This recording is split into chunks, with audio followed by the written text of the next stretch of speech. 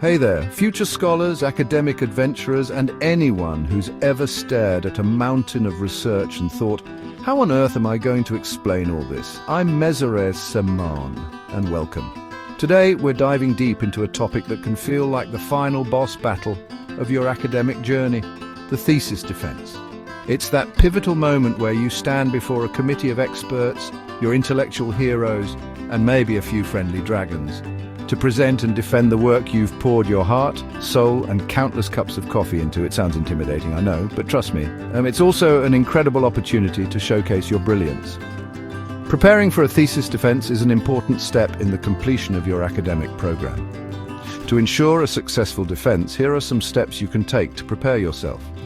This isn't just about reciting facts or showing off fancy slides. It's about demonstrating your mastery, your critical thinking, and your contribution to the vast, ever-expanding universe of knowledge. Think of it less as an interrogation and more as a profound academic conversation, a chance to engage with brilliant minds who are genuinely interested in what you've discovered. And like any great performance or epic quest, preparation is absolutely unequivocally the key to not just surviving but thriving. So grab your notes, clear your mind, and let's embark on this journey together. We're going to break down the process step by step, transforming that daunting peak into a manageable climb. We'll cover everything from understanding the arcane scrolls of departmental requirements to mastering the art of the calm, confident response. By the end of this, you'll be equipped with the tips, tricks, and mental fortitude to walk into that defense room, not with trepidation, but with the quiet confidence of someone who truly knows their stuff. Let's get started. All right, first things first, and this might seem obvious, but you'd be surprised how often it gets a cursory glance rather than the intense scrutiny it deserves. You absolutely understand the specific requirements and guidelines for thesis defense. I'm talking about becoming intimately familiar with them. These aren't just suggestions, they are the very framework within which your defense will operate. Think of them as the rules of the game. You wouldn't play a complex board game without reading the instructions, right? Well, your thesis defense is a high-stakes intellectual game, and knowing the rules is paramount to playing it well and ultimately winning. Your department, that wonderful hub of academic life, will have guidelines. These are your primary source documents. Hunt them down on the university website, pester the departmental administrator, nicely of course, or consult your trusty advisor. These documents will often outline crucial details like the expected length of your presentation, the format of the defense itself, for example, public presentation followed by private questioning or vice versa, the roles of the committee members, and even dress code expectations, if any. Don't just skim these, dissect them. Highlight key points, make notes in the margins, and if anything is unclear, ask for clarification immediately. Beyond the general departmental guidelines, remember any specific feedback or instructions provided by your advisor or your committee members throughout your research journey. These individuals are your primary audience, and their expectations, often communicated through previous meetings, email correspondence, or comments on your drafts, are golden. If your advisor hinted that the committee is particularly interested in your methodology, you better be prepared to discuss it in depth. If a committee member raised a concern about a specific aspect of your literature review months ago, ensure you've addressed it thoroughly in your final work and are ready to speak to it. This initial step is about laying a solid foundation. It's about ensuring there are no surprises on the big day regarding procedure or expectation. Imagine the confidence boost you'll get from knowing you've ticked every box, understood every nuance of the process. This isn't just bureaucratic hoop jumping, it's strategic preparation. It allows you to focus your energy on the content of your defense rather than worrying about whether you've missed some crucial procedural detail. So, become a detective, a scholar of the rules, and master this first crucial stage. Furthermore, understanding these requirements helps you tailor your preparation effectively. If you know, for instance, that your presentation slot is strictly 20 minutes, you'll practice your delivery with that constraint in mind. If you know the typical style of questioning from your committee tends to be more conceptual than detail-oriented, or vice versa, that too can inform how you prepare your responses and even your presentation slides. This early-stage diligence pays enormous dividends later, transforming potential anxiety into a sense of preparedness and control. Now, this might sound like I'm asking you to reread your favorite epic novel for the 10th time, but it's even more critical. You need to revisit your thesis. And I mean, this isn't a casual skim while sipping your morning beverage. This is an active, engaged, critical rereading of the document that has consumed a significant portion of your recent life. You need to refamiliarize yourself with every argument, every piece of data, every methodological choice, and every conclusion you've drawn. It's your intellectual baby. Know it inside and out, from its first tentative steps to its grand, conclusive statements. The goal here is to ensure you have an absolutely clear and comprehensive understanding of its content, its underlying methodology, and its ultimate findings. Think of yourself as an external reviewer approaching your work for the first time, but with the insider knowledge of its creator. Question your own assumptions, challenge your own logic. Why did you choose particular theoretical framework? What were the limitations of specific data set? How robust are your statistical analyses? This self-interrogation is invaluable as you reread. Actively identify the key points. What are the absolute core arguments you're making? If you had to summarize your entire thesis in 3 sentences, what would they be? Then pinpoint the supporting evidence for each of these main arguments. Where in your thesis do you provide the data, the citations, the analysis that backs up your claims? Being able to quickly navigate to these sections, both mentally and in your physical or digital copy of the thesis, is crucial. You should be the undisputed world expert on this specific document. This process is not just about memorization, it's about re-internalizing your research journey. Remember the aha moments, the frustrating dead ends, the breakthroughs. This narrative understanding of your own work will make your defense more authentic and engaging. You're not just presenting facts, you're telling the story of your intellectual exploration. Consider making fresh notes, perhaps a condensed outline or a concept map that highlights these core components and their interconnections. This can be an incredibly useful tool for quick reference during your preparation and even during the defense itself. Finally, pay close attention to your introduction and conclusion. The introduction sets the stage, outlining the problem, your research questions, and the significance of your work.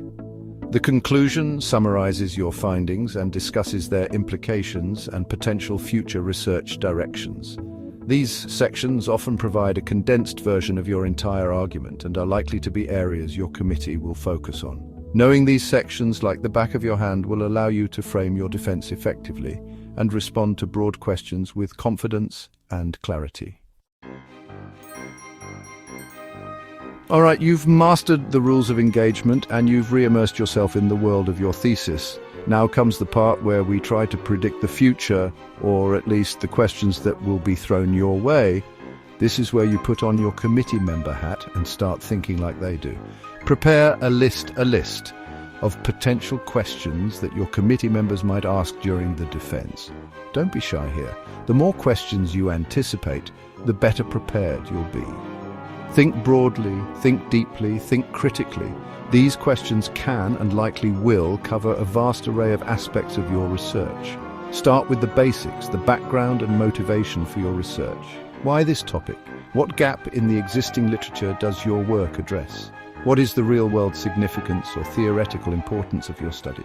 Be ready to articulate this clearly and concisely. Your committee wants to see that you understand not just you did, but you did it, and why it matters in the grand scheme of your academic field. Then delve into the methodological heart of your thesis. This is often a major focus. Why did you choose this specific methodology over others? What are its strengths and weaknesses? How did you ensure the reliability and validity of your data collection and analysis techniques? Be prepared to defend your choices rigorously but respectfully. If you used a novel approach or adapted an existing one, be ready to explain your rationale and demonstrate your understanding of its intricacies. Questions about sample size, participant selection, data processing, or statistical tests are all fair game. Naturally, your results and findings will be under scrutiny. Can you clearly articulate your main findings? Are there any unexpected or surprising results? How do your findings relate back to your original research questions and hypotheses? And very importantly, what are the broader implications of your work? What does it all mean? How does it contribute to the field? What new questions does it raise? Committee members will be keen to see if you can connect your specific results to larger theoretical debates or practical applications. Once you have this list of potential questions, and it should be a long list, covering everything from the tiniest detail to the biggest picture, practice formulating concise and coherent answers to each one. Don't just think about the answers, say them out loud, write them down, refine them. The act of articulating your responses will help you identify any gaps in your understanding or areas where your reasoning could be sharper. This isn't about scripting robotic answers, but about having well-reasoned, readily accessible thoughts on all facets of your research. Chapter 4. The Performance Practicing Your Presentation. Now that you're armed with a deep understanding of your thesis and a list of anticipated questions, it's time to think about how you're going to present this masterpiece. Your presentation is your opening act, your chance to set the tone and guide the committee through the highlights of your research journey. The first step is to create a concise and engaging presentation. Notice the key words there: concise and engaging. This isn't the time to try and cram every single detail from your 200-page thesis into a 20-minute slideshow. Less is often more. Focus on the narrative. Your presentation should tell a story, the story of your research. Start with the problem or question that sparked your inquiry. Walk through your methodological approach, highlight your key findings, and conclude with the significance and implications of your work. Pay very close attention to the structure and flow. Does one slide logically lead to the next? Is there a clear arc to your presentation?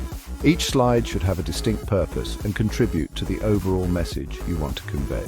Avoid clutter, use clear headings, bullet points, and visuals. Clarity is king. Your slides are there to support you, not to be read verbatim by your audience or by you. Use them as visual cues to guide your talk. Ensure your language is clear, accessible even to those committee members who might not be specialists in your specific niche, and free of jargon where possible, or at least clearly explained if unavoidable.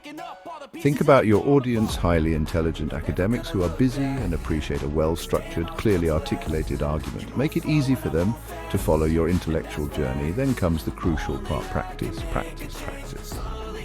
And then practice some more. Deliver your presentation multiple times. Practice in front of a mirror.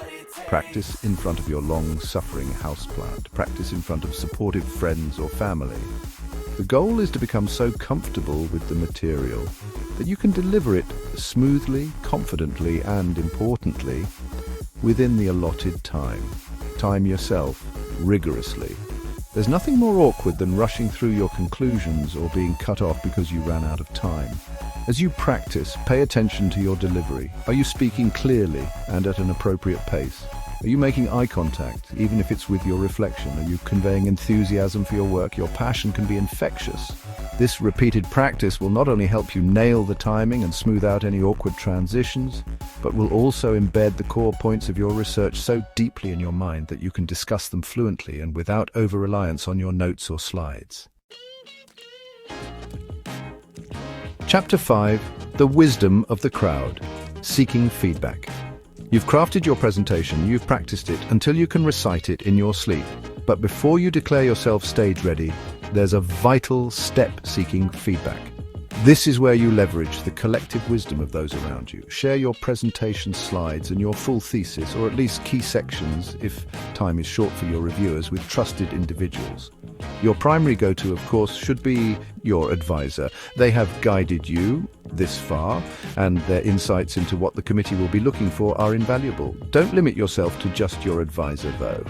Reach out to other faculty members whose opinions you respect, especially if they have expertise in areas related to your work or experience serving on thesis committees.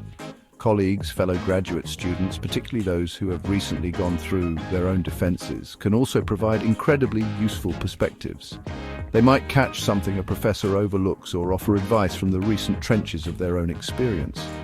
A fresh pair of eyes can spot areas of confusion, awkward phrasing, or gaps in your logic that you've become blind to. When you ask for feedback, be specific about what you're looking for. Are you worried about the clarity of a particular section, the flow of your argument, the timing of your presentation, the design of your slides? While general feedback is always welcome, guiding your reviewers can help them focus their attention and provide more targeted, actionable advice. Be prepared to receive constructive criticism. This isn't about fishing for compliments, it's about genuinely wanting to improve. Once you receive feedback, and this is crucial, incorporate their suggestions thoughtfully. This doesn't mean you have to blindly accept every single comment. You are still the expert on your research. However, consider each piece of feedback carefully. If multiple people point out the same issue, that's a strong indicator that it needs addressing. Discuss any conflicting feedback with your advisor to decide on the best course of action. This iterative process of presenting, receiving feedback, and refining will significantly enhance the clarity and effectiveness of your presentation. Remember, the people giving you feedback are investing their time to help you succeed. Acknowledge their contributions, thank them for their insights, and show them that you've taken their comments seriously. This process not only improves your presentation, but also helps you practice articulating your ideas and defending your choices in a low-stakes environment, which is excellent preparation for the real thing.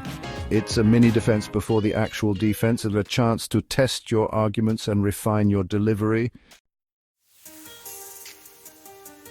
Chapter 6.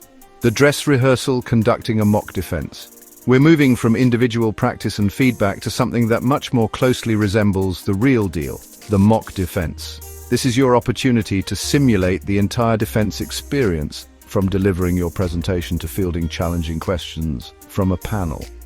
Organize a mock defense with your peers, colleagues, or even willing faculty members if they have the time and are open to it. The key is to assemble a group that can play the role of your committee members effectively. Choose your mock committee wisely. Ideally, you want people who are familiar with your general field of study, but perhaps not intimately familiar with every detail of your specific thesis. This can help simulate the perspective of an external examiner. Ask them to be critical, to push you, to ask the tough questions they think your actual committee might pose. Provide them with your thesis or an abstract and key chapters and your presentation slides in advance, just as you would for your real committee. During the mock defense, try to replicate the conditions of the actual event as closely as possible. If you know the room where your defense will be held, try to practice there or in a similar setting. Stick to your allotted presentation time. Dress professionally, just as you would for the real defense. This isn't just about practicing the content, it's about getting comfortable with the entire environment and procedure, reducing the chances of being flustered by unfamiliar logistics on the day. The question and answer session is the most valuable part of the mock defense. Encourage your mock committee to be thorough, to probe for weaknesses, to challenge your assumptions, and to ask for clarifications. This is your chance to practice thinking on your feet, formulating articulate responses under pressure, and defending your research in a dynamic, interactive setting. Pay attention not just to what questions are asked, but how they are asked. This can help you anticipate the tone and style of your actual committee. After the mock defense, solicit detailed, constructive feedback from your committee. What did you do well? Where did your explanations fall short? Were there any questions that stumped you or made you uncomfortable? How was your body language, your tone, your overall confidence? This exercise is designed to identify areas where you need to improve before it really counts. It might feel a bit stressful, but a tough mock defense can be the best preparation for a smoother actual defense, building your resilience and sharpening your responses. While your spoken words and the depth of your research are paramount, never underestimate the power of well-crafted visual aids. These are your allies in communication, helping to illustrate complex research findings, clarify intricate processes, and keep your audience engaged. When we talk about visual aids, we're primarily thinking about your presentation slides, but this can also extend to physical charts, graphs, or diagrams if appropriate for your field and the defense setting. The key is that they must support your main points, not distract from them. Ensure your visual aids are, above all, clear. A slide crammed with tiny text or a graph with indistinguishable lines is worse than no visual at all. Use large, legible fonts. Choose color schemes that offer good contrast and are easy on the eyes. Each visual element should have a clear purpose. Ask yourself, what am I trying to convey with this image, this chart, this diagram? If you can't answer that clearly, reconsider its inclusion. Simplicity often trumps complexity in visual design for presentations. Make them visually appealing, but don't go overboard with distracting animations or overly elaborate designs. Professionalism is key. Consistency in formatting, fonts, colors, layout across all your slides creates a cohesive and polished look. Use high-quality images and graphics. If you're presenting data, choose the most appropriate type of chart or graph to represent that data effectively. A bar chart might be great for comparisons, while a line graph is better for showing trends over time. Label your axes clearly and provide a title for every chart or graph. Your visual aids should directly support what you're saying. They're there to enhance understanding, not to serve as a teleprompter for you to read from. Use them to present key data points, illustrate a model, show a crucial image, or summarize a complex argument in a digestible visual format. When you refer to a visual aid during your presentation, make sure you give your audience time to process it. Briefly explain what they are looking at and how it connects to your verbal explanation. Before your defense, double-check all your visual aids for accuracy, typos, and formatting errors. Test them on the equipment you'll be using for your defense, if possible, to ensure compatibility and proper display.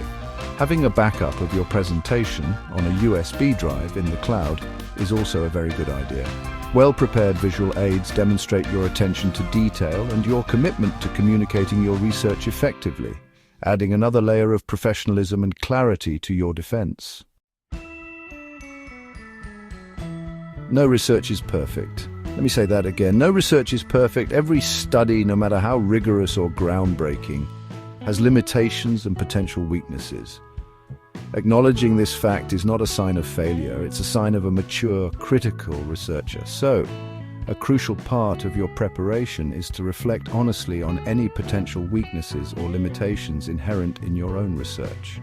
Don't try to hide them or sweep them under the rug. Your committee, with their expert eyes, will likely spot them anyway. Take a step back and critically evaluate your work from an outsider's perspective. Were there constraints on your sample size or demographic? Did your chosen methodology have inherent biases or limitations that you had to work around? Were there alternative theoretical frameworks you considered but ultimately didn't use, and why?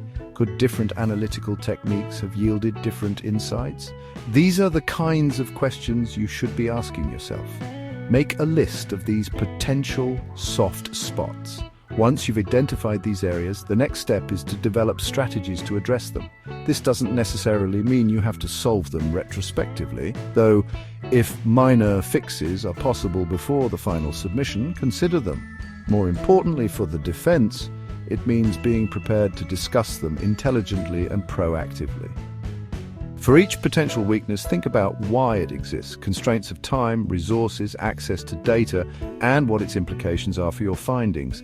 Be prepared to discuss how you attempted to mitigate these limitations in your research design or analysis. Perhaps you used a specific statistical control or triangulated your data with other sources, or acknowledged the limitation and suggested how future research could address it.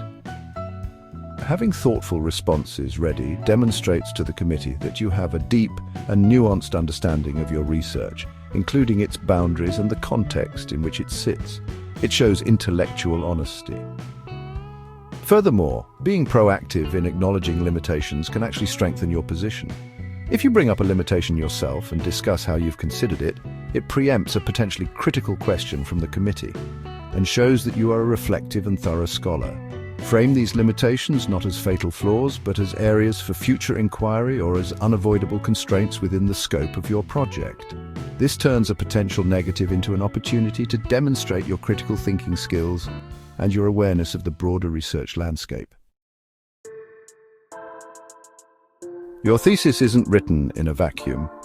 It's a contribution to an ongoing scholarly conversation, a dynamic and ever-evolving field of study.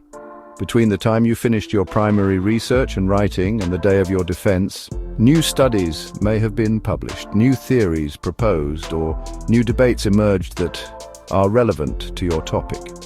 Therefore, it's incredibly important to stay updated with recent developments in your field right up until your defense. This demonstrates your continued engagement and commitment to scholarship. Make it a point to familiarize yourself with any significant literature or studies published since you effectively closed the book on your thesis revisions. This might involve setting up alerts for keywords related to your research in academic databases, regularly scanning the latest issues of key journals in your field, or keeping an eye on relevant academic conferences and their proceedings. Even a quick skim of abstracts can alert you to highly pertinent new work. Why is this so important? Well, imagine a committee member asking, "Have you seen the recent paper by Dr. X on a very similar topic, and how do your findings compare or contrast?" Being unaware of a major, highly relevant new piece of work can make you look out of touch. Conversely, being able to say, "Yes, I'm aware of Dr. X's recent study. It's interesting because it supports my findings in Y area, though my research offers a different perspective on Z," demonstrates that you are current and actively engaged with the forefront of your discipline. This doesn't mean you need to rewrite your entire thesis to incorporate every new article. Your thesis is a snapshot of your research at a particular point in time. However, being aware of new developments allows you to contextualize your work more effectively during the defense. You can discuss how your research fits in with, or perhaps even anticipates, these newer findings. It shows that your understanding of the field hasn't fossilized since you submitted your manuscript. This ongoing learning also prepares you for questions about future research directions. If you're aware of the latest trends and unanswered questions in your field, you can speak more intelligently about how your work lays the groundwork for subsequent studies, or how new methodologies could be applied to extend your findings. It shows foresight and an understanding of the trajectory of research in your area. So, dedicate some time in the weeks leading up to your defense to this current awareness activity. It's an investment in your credibility and preparedness. Chapter 10. The Zen Master Approach. Staying calm and confident. The day of the defense has arrived. You've prepared meticulously, you know your research inside and out, you've anticipated questions, and you've practiced your presentation. Now, one of the most crucial elements comes into play, your mindset. On the day of the defense, try your utmost to remain calm and composed. This might sound easier said than done, especially with adrenaline coursing through your veins, but there are techniques you can use to manage those nerves and project confidence. First, remember all the hard work you've put in. You are the expert on this specific topic. You've lived and breathed this research for months, maybe years.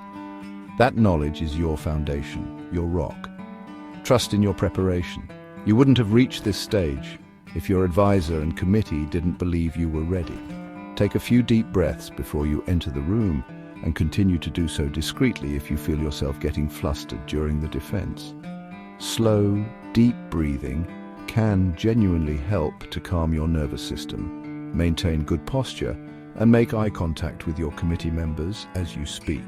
Sit or stand upright. This not only makes you look more confident, but can also make you feel more confident. When you're presenting, try to connect with each member of the committee by looking at them.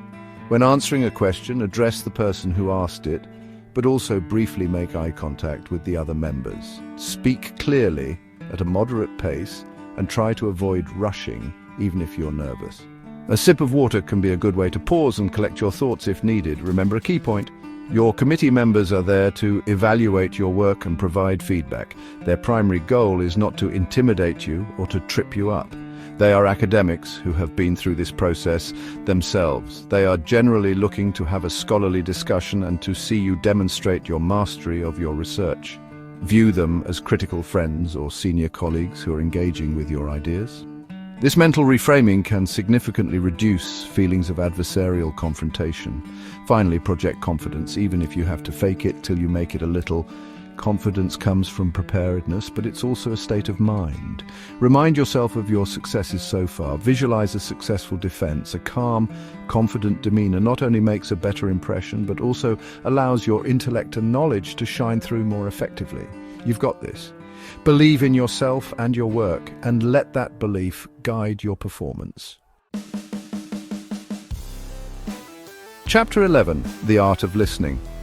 Be open to feedback. The defense is not a monologue, it's a dialogue. A crucial part of this dialogue is how you receive and respond to questions and comments from your committee members.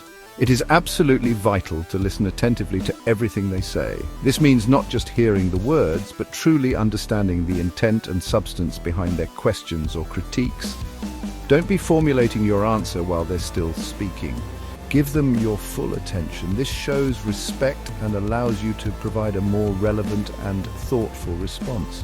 When a question is asked, especially if it's complex or multi-part, take a moment to process it before you jump in with an answer. It's perfectly acceptable to pause briefly to gather your thoughts.